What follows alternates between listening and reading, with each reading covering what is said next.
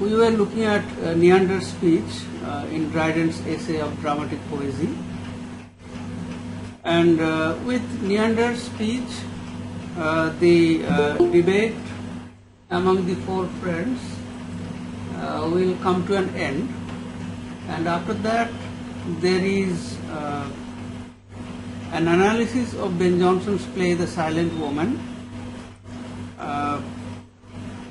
which we will more or less summarize, and I suppose that most of the principal tenets of neoclassical drama will already have been discussed by the time we finish Neander's speech. So the rest, that is the analysis of Ben Jonson's comedy, that is an example of practical criticism. So we will cover the theory part before that. So as we know that Neander represents Dryden's point of view, and basically he is analyzing and sometimes refuting Lycidaeus's arguments, because Lycidaeus thought French plays to be superior to English plays, and Dryden doesn't think so. And we find here a very illuminating discussion of the Elizabethan and Jacobean dramatists by Dryden, and a comparison between Shakespeare and Ben Jonson. And we'll find that Dryden's yardstick was very logical, and still today critics mostly stand by his judgment. So he just discussed Ben Jonson's Catiline and Sejanus, and discussed the merits as well as faults in these two plays. The question of maintaining decorum, or to prepon in Greek, on the stage. So he ended by saying, in the last class we did up to this, that he said that we would not have judged Ben Jonson so severely unless Ben Jonson himself had been a severe judge of his contemporaries. And we know that Ben Jonson was actually a literary tyrant in his time, and everybody was afraid of his judgment. He did not spare anyone, not even Shakespeare. Even though he admired Shakespeare's talent, yet he did not stop from criticizing Shakespeare for not following the rules, and he said that John Donne should be hanged for not keeping to meter. To conclude on this subject of relations, if we are to be blamed for showing too much of the action, the French are as faulty for discovering too little of it. So he had been talking about the relation, that is events which are not represented through acting, but which are narrated or reported upon by the characters. And in this Neander says that the English showed too much of action on the stage, and the French discovered too little of action on the stage. A mean betwixt both should be observed by every judicious writer, so as the audience may neither be left unsatisfied by not seeing what is beautiful, or shocked by beholding what is either incredible or undecent. So a writer must be judicious. How much of action should be represented dramatically on the stage, and how much should be only reported, because the audience should not be deprived of seeing many beautiful actions. At the same time, they should not be shown actions which are indecent or incredible. I hope I have already proved in this discourse that though we are not altogether so punctual as the French in observing the laws of comedy, Yet our errors are so few and little, and those things wherein we excel them so considerable, that we ought of right to be preferred before them. So Neander's argument is that it is true that the French observe the laws of unity and all other laws of writing comedy much better than the English, but the English make few mistakes in writing, and they excel them. They often excel the French in their dramatic representation, and therefore we should prefer the English over the French. But what will Lycidaeus say if they themselves acknowledge they are too strictly bounded by those laws, for breaking which he has blamed the English? So the French acknowledge that they have restricted themselves too much by the laws, and what would be Lycidaeus' argument to them, because he is blaming the English for the facts, for the things for which the French themselves repent that they restricted themselves so much. I will allege Corneille's words as I find them in the end of his discourse of the three unities. Il est facile speculatif d'être sévère, etc. So actually Dryden is following very closely Corneille's discourse on the three unities in writing this essay, and here again he quotes from Corneille, and he himself translates this line here. It is easy for speculative persons to judge severely. So speculative persons, critics, sometimes critics only speculate, they do not write themselves. So it is easy to speculate and blame others, but when one practices the thing, when one tries to write following the rules, then one finds how difficult it is for the writers. So only a practicing writer can actually realize how difficult it is to follow the rules, and therefore unnecessary severity is not proper. But if they would produce to public view 10 or 12 pieces of this nature, they would perhaps give more latitude to the rules than I have done, when by experience they had known how much we are limited and constrained by them, and how many beauties of the stage they banished from it. So these are from Corneille's book. So Neander says that I am quoting a French critic so that Lycidaeus can say nothing in reply. And there is a kind of lament here when Corneille says that the critics who judge plays very severely, let them produce 10 or 12 plays where all the rules have been maintained, and then they will find that how difficult it is to maintain the unities of time and place, and how the writers are constrained by these laws. To illustrate a little what he has said, by their servile observations of the unities of time and place and integrity of scenes, they have brought on themselves that dearth of plot and narrowness of imagination which may be observed in all their plays. So Neander says that just to elaborate on what Corneille had written, let me say that the French playwrights, trying to follow the unities of place and time and integrity of scenes, that is unity of, they have not been able to create interesting plots. So there is a dearth of plots, or there is a lack of interesting complex plots in French plays, and narrowness of imagination, because the dramatist is restricted both regarding space and regarding time. Therefore he cannot let his imagination run free, and he cannot represent different places or different times. So he is very much constricted or constrained by these narrow rules.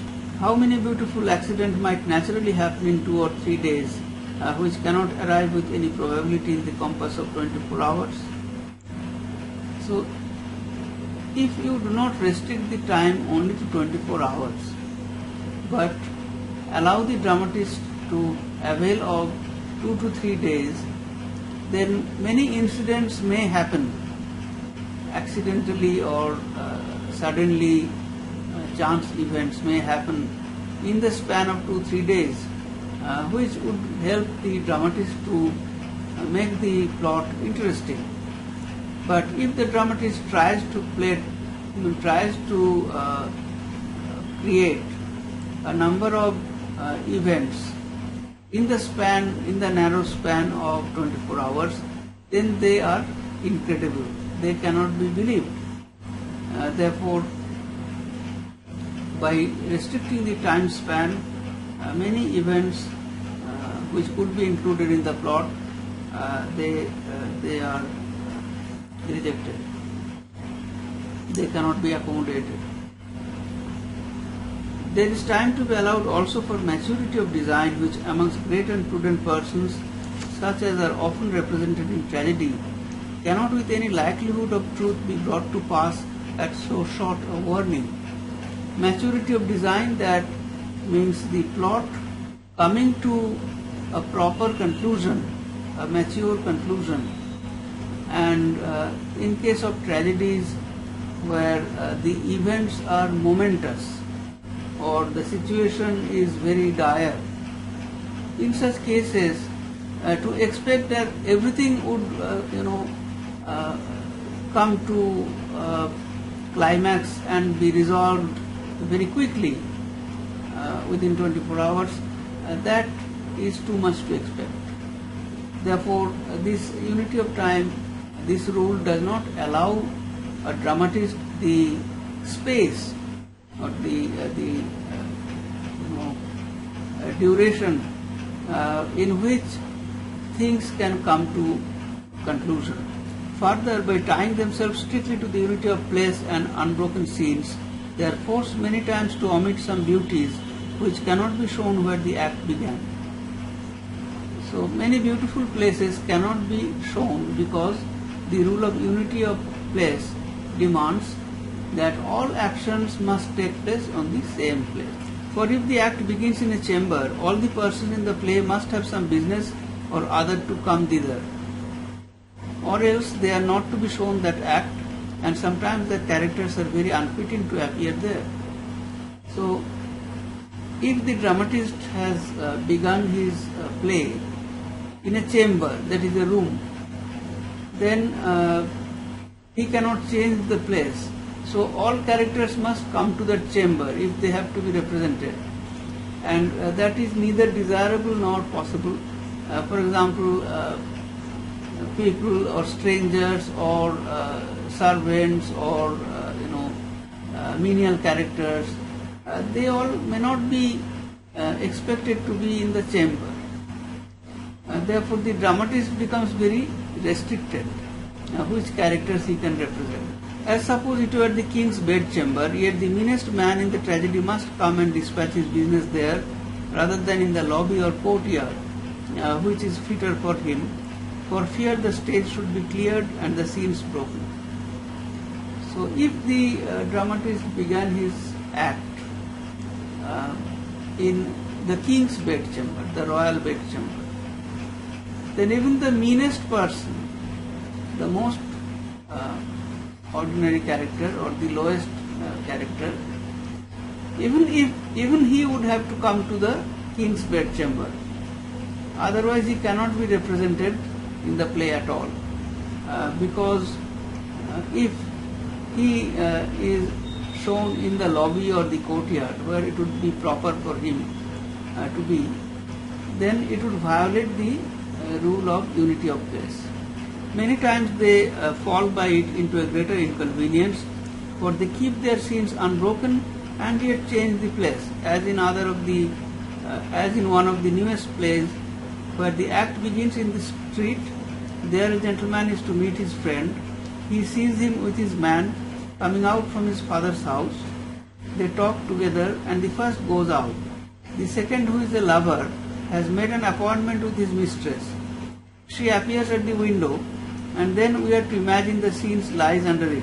The scene lies under it. So a humorous situation described by Neander, that in a comedy where there are these plots and various characters must appear.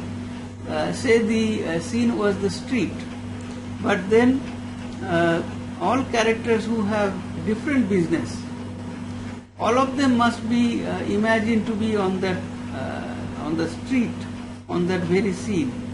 So somebody looking out from the window, one has to imagine that the very scene on the street that is just below the window. Presently her father is hurt from within. The young lady is afraid the serving man should be discovered and thrust him into a place of safety, which is supposed to be her closet. Now how can be there a closet on the street? So it is a drama about an illegitimate love affair, and the young lady does not want the father to discover the servant. Now that was a kind of popular trend in those comedies, that servants would be depicted as falling in love with the young lady of the house. But then he has to be concealed before the father can discover him, and the lady conceals him in a closet. But how can there be a closet on the street? So one has to imagine somehow. After this, the father enters to the daughter, and now the scene is in a house. So the father enters into the daughter's room, but originally the place was on the street. So the daughter's room cannot be on the street, for he is seeking from one room to another for this poor Philippine or French Diego, who is hurt from within, drolling and breaking many a miserable conceit on the subject of his sad condition. The Diego is a Spanish name, or poor Philippine, this character who is in love with the lady, who is a servant but is in love with the lady. Even Shakespeare presented something like this in A Twelfth Night. Malvolio imagines that he is in love with Olivia. The most famous play that I can remember is Hernani by Victor Hugo, where the lady falls in love with the servant. I think the plot originally came from Spanish plays. So the father is looking for this man from room to room, but where are the rooms? The play began on the street. In this ridiculous manner, the play goes forward, the stage being never empty all the while, so that the street, the window, the two houses and the closet are made to walk about, and the persons to stand still. So the persons cannot leave the stage, because then it would be a change of the scene.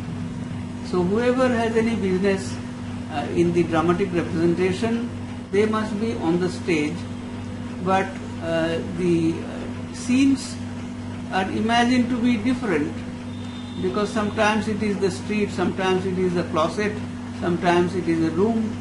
So Dryden humorously says that the street and the window and the houses and the closet, they walk about, but the persons remain on the same place. Now what I beseech you is more easy than to write a regular French play, or more difficult than to write an irregular English one, like those of Fletcher or of Shakespeare. So Dryden says that it is much easier to write like Shakespeare or Fletcher, who break these rules and therefore give full run to their imagination, rather than writing a strictly regular French play or a strictly irregular English play. If they content themselves as Corneille did, with some flat design which, like in an ill riddle, is found out ere it be half proposed, such plots we can make everywhere regular as easily as they. So Neander is very critical of French plays and says that their plot is so thin that even before the whole action is represented, people understand what is going to happen very quickly, like a riddle which is very easy. So the charm of the play is lost, because the people understand the plot so quickly, and English writers can write such regular plays very easily. But when they endeavor wherever they endeavor to rise to any quick turns and counter turns of plot, as some of them have attempted, since Corneille's plays have been less in vogue, you see they write as irregularly as we, though they cover it more speciously. So Dryden is referring to the generation after Corneille, and he says that these writers, they imitate the English writers, and therefore they try to represent plot, counter plot or counter turns in the plot, and for that they imitate English writers. Hence the reason is perspicuous why no French plays, when translated, have or ever can succeed on the English stage. For if you consider the plots, our own are fuller of variety. If the writing, ours are more quick and fuller of spirit, and therefore it is a strange mistake in those who decry the way of writing plays in verse, as if the English therein imitated the French. Neander is arguing against Lycidaeus and says that no French play translated into English succeeds on an English stage, because these plays are too thin in plot compared to English plays. They have less variety, and even in the writing there is less spirit.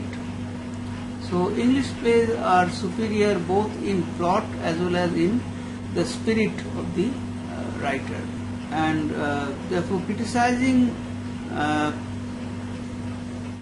English plays written in verse is meaningless. We have borrowed nothing from them. Our plots are weaved in English looms. We endeavour therein to follow the variety and greatness of characters which are derived to us from Shakespeare and Fletcher. So we see here also some kind of a patriotism, that English plays are much superior to French plays, and the English have nothing to borrow from the French, because their own models, Shakespeare, Fletcher, these are so great models that they can follow these models rather than any French writers. So metaphorically speaking, these plays are weaved in English looms, that is, the patterns are taken from English plays itself, English plays themselves. The copiousness and well knitting of the intrigue we have from Johnson, and for the verse itself we have English precedents of elder date than any of Corneille's plays. Copiousness means fullness, fullness of plot, well knitting of the intrigues. For these Ben Jonson is famous. So Neander says that we borrow them or we imitate them from Ben Jonson's plays. And regarding verse, precedents here means precedent. So we have better precedent, better examples in the earlier English writers. English writers before Corneille, they wrote in verse, but which were all written in verse of 6 feet or Alexandrine, such as the French now use. I can show in Shakespeare many scenes of rhyme together and the like in Ben Jonson's tragedies. So here Neander says that English writers before the age of Corneille, the English writers wrote plays in Alexandrine or hexameter, but the editor says that it is a mistake, it is not accurate, because not all English plays were written in hexameter, but many were written in pentameter also. So Alexandrine or hexameter was the most favored meter for writing plays in French drama, French classical drama. In Catiline and Sejanus sometimes 30 or 40 lines, I mean besides the chorus or the monologues, which by the way showed Ben no enemy to this way of writing, especially if you read his Sad Shepherd, which goes sometimes on rhyme. So he gives examples from Ben Jonson, particularly Ben Jonson's Catiline and Sejanus, the two great tragedies. They are written in these plays. Alexandrine verses could often be found. sometimes 30 to 40 lines together. But obviously there is a variety of versification, and Neander cannot give any example from Shakespeare, or does not give any. Then he also gives the example of Sad Shepherd, which was which is a very late play written by Ben Jonson, published posthumously, where rhyme is used. Sometimes on blank verse, like an horse, sometimes on rhyme, sometimes on blank verse, like an horse who eases himself on trot and amble. So the variety of meter can be found in the place Sad Shepherd, sometimes blank verse, sometimes rhyme. So it is like the changing gait of a horse who trots and ambles alternate. You find him likewise commending Fletcher's pastoral of the faithful shepherdess, which is for the most part rhyme, though not refined to that purity to which it has since been brought. Fletcher's faithful shepherdess is an example of pastoral, and it is in rhyme, but it is not perfect. That is, rhyme is not yet perfect in Fletcher. So the generation after Shakespeare and Fletcher, in that generation more or less the art of versification was perfected, and these examples are enough to clear us from a servile imitation of the French. So we have such great examples in Shakespeare, Ben Jonson, Fletcher and others. So there is no need of imitating the French. But to return whence I have digressed, I dare boldly affirm these two things of the English drama. First, that we have many plays of ours as regular as of theirs, and which, besides, have more variety of plot and characters. So, Neander is making some generalizations about English drama when compared to French drama.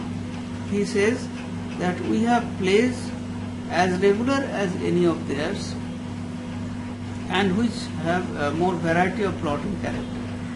So English plays can be irregular. Regular means that meter is correct or versification is correct. So the French plays were famous for their regularity. But Neander says that in English we also have regular plays, and they are superior to French plays because of character and plot. And secondly, that in most of the irregular plays of Shakespeare or Fletcher or Ben Jonson's are for the most part regular, there is a more masculine fancy and greater spirit in writing than there is in any of the French. So he is defending Shakespeare and Fletcher by saying that even though some of the plays of Shakespeare and Fletcher are not regular, but they have a greater spirit or a greater power of imagination compared to French plays. Therefore, they must be praised. Ben Jonson mostly wrote regular plays, much more accurate according to neoclassical terms, but Shakespeare and Fletcher were often criticized for not writing regular plays, but Neander says that these writers, they have a greater power of imagination and spirit. I could produce even in Shakespeare's and Fletcher's works some plays which are almost exactly formed, as the Merry Wives of Windsor and the Scornful Lady. So there are dramatic unities maintained in Shakespeare's Merry Wives of Windsor and Fletcher's Scornful Lady. But because generally speaking Shakespeare, who read first, did not perfectly observe the laws of comedy, and Fletcher, who came nearer to perfection, yet through carelessness made many faults. So here Neander is comparing Shakespeare to Fletcher and says that Shakespeare was an earlier writer than Fletcher, therefore he could not perfect the rules or the versification in his plays. Fletcher, being a later writer, he perfected versification, but he was of a lesser imagination. So he made many mistakes in his play. I will take the pattern of a perfect play from Ben Jonson, who was a careful and learned observer of the dramatic laws, and from all his comedies I shall select The Silent Woman, of which I will make a short examen according to those rules which the French observe. So Neander says that the best example of classical playwriting in English is Ben Jonson, and I will examine his comedy The Silent Woman according to the rules of classical writing which the French observe, and I will show how Ben Jonson writes a perfect neoclassical play in The Silent Woman.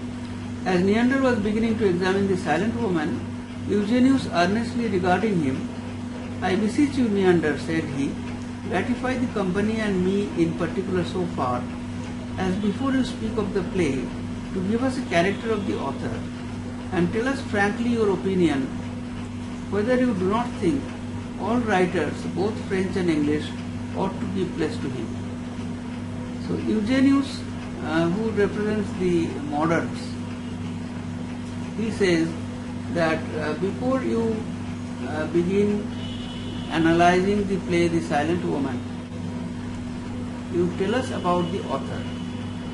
And this request by Eugenius would lead to an interesting comparison between Shakespeare and Ben Jonson by Neander, who is none other than Dryden. I fear, and Eugenius also says that then you won't you say that Ben Jonson is the greatest writer.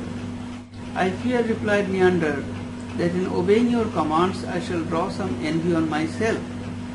Besides, in performing them, it will be first necessary to speak somewhat of Shakespeare and Fletcher, his rivals in poesy, and one of them, in my opinion at least, is equal, perhaps he is superior." So Eugenius asks Neander to tell about Ben Jonson in a greater detail, but Neander says that if I have to speak about Ben Jonson, then I must first speak of his contemporaries like Shakespeare and Fletcher, who are almost equal to him, and one of them, that is Shakespeare, was probably also superior to him. So without discussing these writers first, we won't understand the qualities or the merits of Ben Jonson. Then he discusses or describes Shakespeare. To begin with Shakespeare, he was the man who of all modern and perhaps ancient poets had the largest and most comprehensive soul. All the images of nature were still present to him, and he drew them not laboriously but luckily. Luckily means spontaneously. When he describes anything, you more than see it, you feel it too. So Shakespeare has a more comprehensive soul. He can depict things or describe things not mechanically, but in an inspired manner, spontaneously. And when you read his plays, you not only see things, but you can also feel them to be before your eyes. Those who accuse him to have wanted learning give him the greater commendation. Now here Dryden is obviously alluding to Ben Jonson, because Ben Jonson was the most well-known critic of Shakespeare. But Ben Jonson also praised Shakespeare for his imagination, his power of imagination. The most famous is the epitaph of Shakespeare written by Ben Jonson, where Ben Jonson said that Shakespeare knew small Latin and less Greek. That is a criticism of his learning. Shakespeare studied only up to grammar school and never went to the university. So Ben Jonson looked upon him as one who is not learned. So one who is not learned cannot read the original Greek and Latin plays. Therefore, he must be limited in his knowledge of drama. On the other hand, dramatists who studied at the university, they would learn Greek and Latin. So Ben Jonson famously said that Shakespeare knew small Latin and less Greek. But at the same time, he also appreciated Shakespeare as a writer of great imagination. He was naturally learned. He needed not the spectacles of books to read nature. Nature itself is like a book, as it was believed in the Renaissance. So there was the book of God, that is the Bible, and the book of nature. So people could learn either from the Bible or from observing nature. Shakespeare did not read books. He did not need to read books because he observed nature. He looked inwards and found her there. Inwards, that is in the minds of people or in the souls of people, and found nature there. I cannot say he is everywhere alike. Were he so, I should do him injury to compare him with the greatest of mankind. So he is not everywhere alike means that his achievements are not equal with every writing.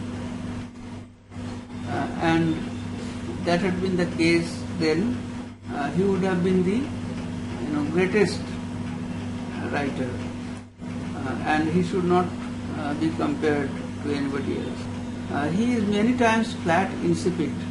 His comic wit degenerating into clenches, his serious swelling into bombast.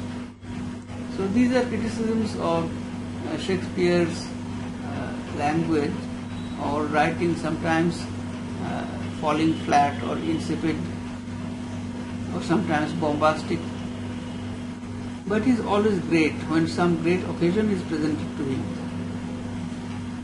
So when there is a great occasion, a great moment of intense passion, then Shakespeare never falters. No man can say he ever had a fit subject for his wit and did not then raise himself as high above the rest of poets. So whenever he got a fit subject for writing, he excelled every other poet. Quantum lenta solent inter viburna cupresi. This is from Virgil's Eclogues. This line means, as cypresses usually do among the pliant wayfaring trees. So cypresses are tall and strong trees which rise much above all other trees which are pliant, that is, which bend. This is from the Eclogues by Virgil. The consideration of this made Mr. Hales of Eton say that there was no subject of which any poets ever writ, but he would produce it much better done in Shakespeare. So on any subject, this learned man from Eton said that on any subject he can cite lines written by Shakespeare which would surpass lines written by any other poet.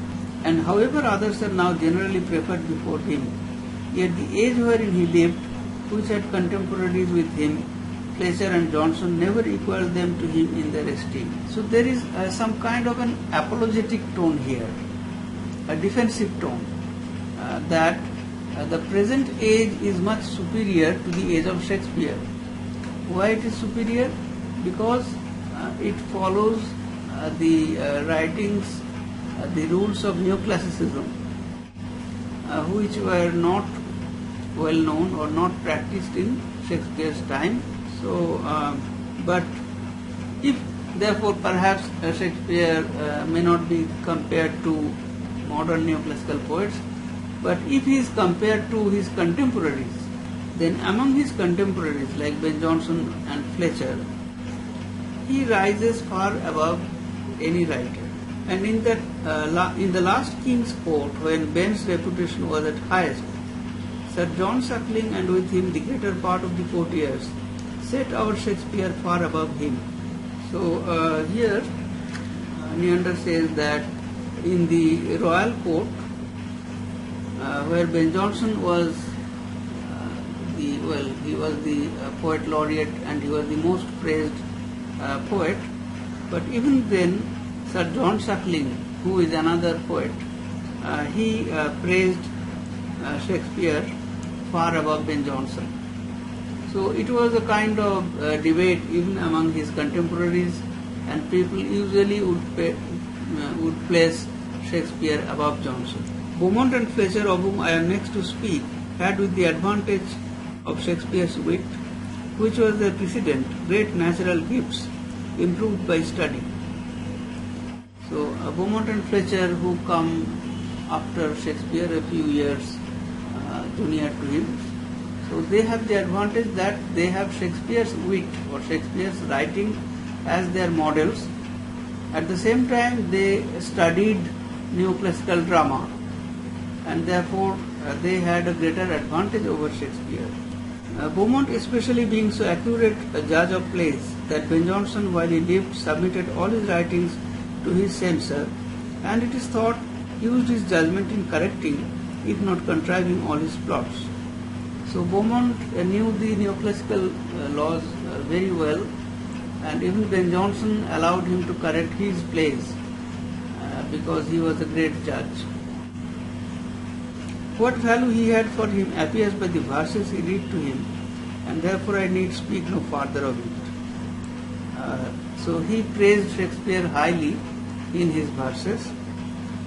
The first play that brought Fletcher and him in esteem was their Philoster. Philoster, or Love Lies a Bleeding, a romantic drama first produced between 1608 and 10. According to Charles Lamb, the popularity of Bellario, the female page and heroine in disguise, was the main cause of its success. For many years after the date of Philoster's first exhibition on the stage, scarce a play can be found without one of those women pages in it, following in the train of some pre-engaged lover. It was a very popular play and by Fletcher. For before that, they had written 2 or 3 very unsuccessfully. So Shakespeare collaborated with Fletcher unsuccessfully in some plays. As the like is reported of Ben Jonson before he read Every Man in His Humour. Ben Jonson became very successful with his Every Man in His Humour, but the plays that he wrote before that, they were not successful. Their plots were generally more regular than Shakespeare's, especially those which were made before Beaumont's death. So the collaboration between Beaumont and Ben Jonson, those plays were much more regular than Shakespeare's plays, particularly because of Beaumont's contribution. And they understood and imitated the conversation of gentlemen much better, whose wild debaucheries and quickness of wit in repartees no poet before them could paint as they have done. So Beaumont and Jonson, they could represent the repartee or the witty conversation of gentlemen much better than any other poet.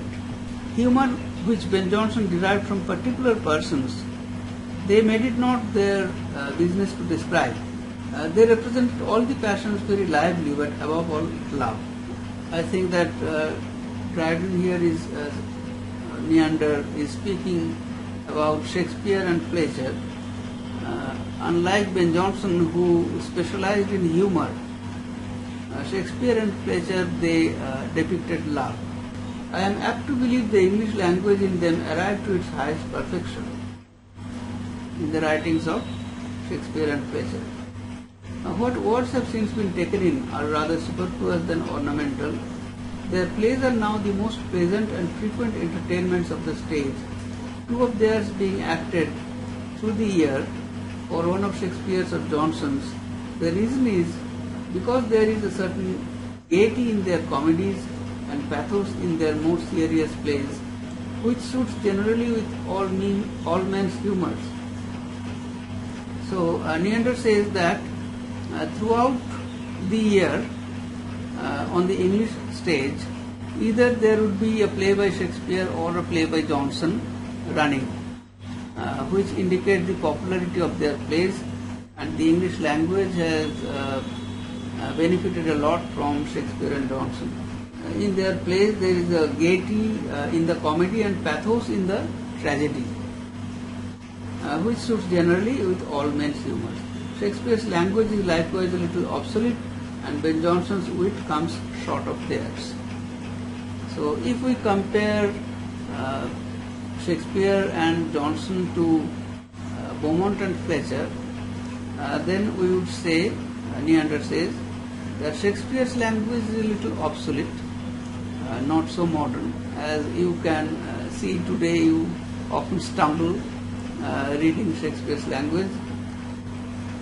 And Ben Jonson's wit yet does not match that of Beaumont and Fletcher. And then after this comparison, he goes on to talk about about Johnson. But I have been going very fast. If you have any question, you can ask me. I think I should stop here, and if you want to ask anything, you can ask me.